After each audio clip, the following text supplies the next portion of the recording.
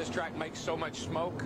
It makes more smoke here than anywhere we go because of the sealer. Because of the sealer, exactly right. Boy, I tell you, when that sealer's on that racetrack fresh, it is. It's like a yellow smoke. You can't hardly see anything out there.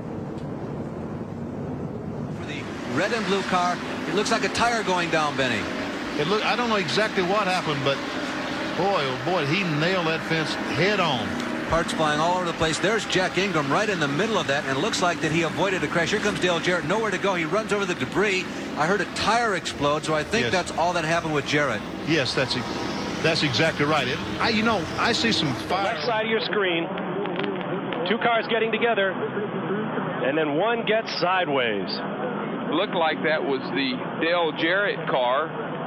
Brad Teague, I believe, the number 75, the black and orange car right at the middle of your screen, and he really... Look how that racetrack is blocked. There's nowhere to go. Driving has nothing to do with it here. You're flying. There's just nowhere to go. Everything washes down, but people now have locked it up to try to miss the wreck, and... you cannot live a ratchet road, and that's here at Dover, Delaware. Oh, trouble, turn 4. Yeah. Jimmy Spencer drilled the 54 of Rich Bickle, and Bickle went right to the fence. Rick Wilson comes sliding by.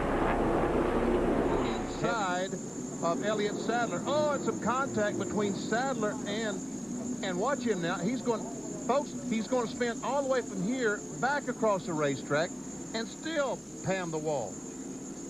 That's unbelievable how far that he spun. And everybody missed him as he came back up across the track. Of course, most of Here we go.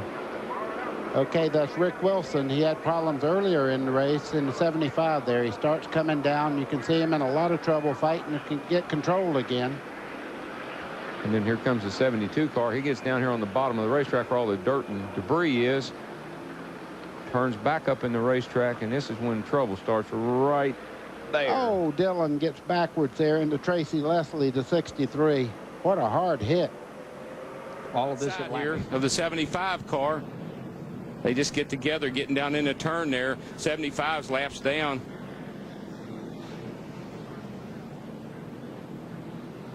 I'll take that back. He may not. I don't know if it's 75. There is Garvey going up into the wall and pinning Hebron. Yes, right. Now they're going to come down off the wall, and the Garvey car is going to get hit again. What I really don't understand, look at the smoke to the left of them. The 34 car is sideways. We're going to need some help from the guys down in, and boom, along comes Jim Bound right in the side. We're going to definitely need some help from the guys down. Take a look. Hansen goes around. Big impact. You know, the 36 car, Hank Parker Jr., had the brakes locked. Let's see if we can see.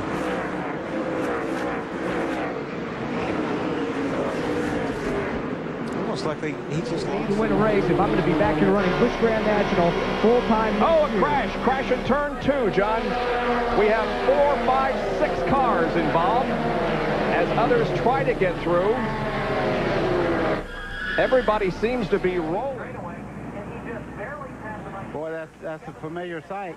You could see the Kelly Denton just lose the back end of the 75 car. He goes around and up into everybody else is along for the ride there. They're running through a lot of smoke there. They're on the brakes. You see nowhere to go. It reminds me of the Winston last Saturday night. We all had our big crash. One guy goes down and takes. It looked like Resendez might have blown an engine going in there, and Tommy Ellis ran in and hit him hard in the back, and then Spencer, taking the high line, came in and hit Ellis in the back. He didn't hit, but everybody behind him then started backing off, and that was in the left of the screen, that group of cars, and back there, then those cars probably backed off a little bit, got together, and around the wing. Tough break for both those drivers. Rick Wilson, a former winner here in Bristol, Tennessee, is Busch Series Cup. Here's Wilson sideways up front. He was leading very comfortably. Something broke on that car. Something came out from under it, and he put some in the groove. I think it's Rick Wilson in 75, Todd Bodine in 34. You can see they got together there. Looked like Rick may have come up just a little bit. Ooh. Look at the car in the air here. That's Todd. Mike Wallace was the car high up against the wall, sliding along through turn number 3. That's when you realize having to run that right side window and having those strips down the top of that car, that kept that car from getting airborne and really getting up where it would turn over and over and over again. Here's the reason why. see the car come off the corner, watch for the blue car.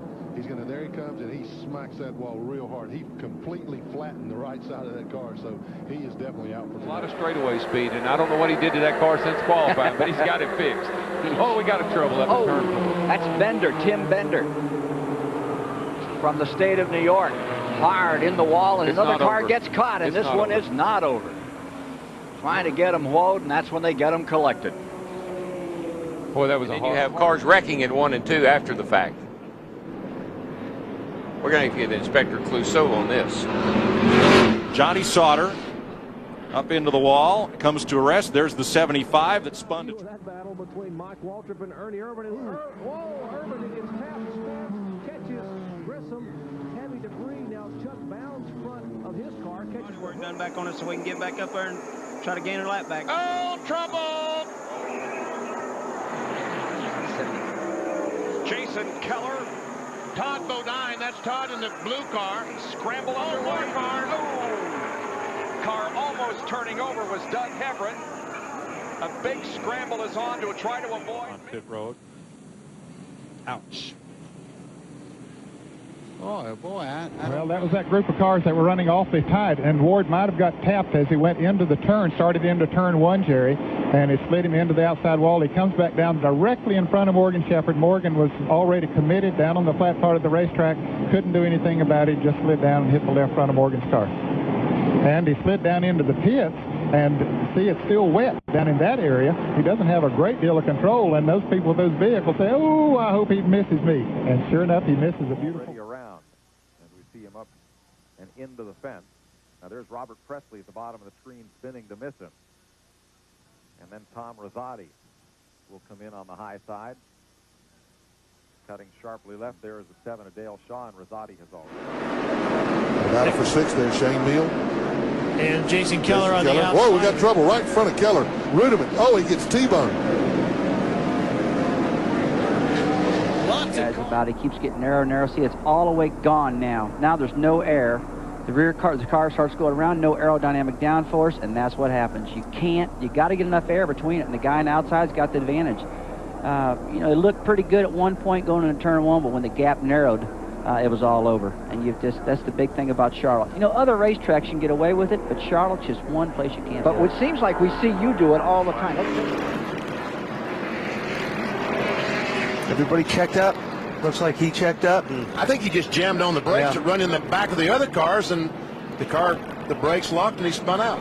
And it looks like Ward Burton and the Hardy Chevrolet gets on the inside of him, and they make contact. Rick tries to save it, but just simply can't do it. He slams it up in race traffic. And once one car gets turned, I think that's Buckshot Jones that got sideways. No place to go. We believe that Todd Bodine got into Buck.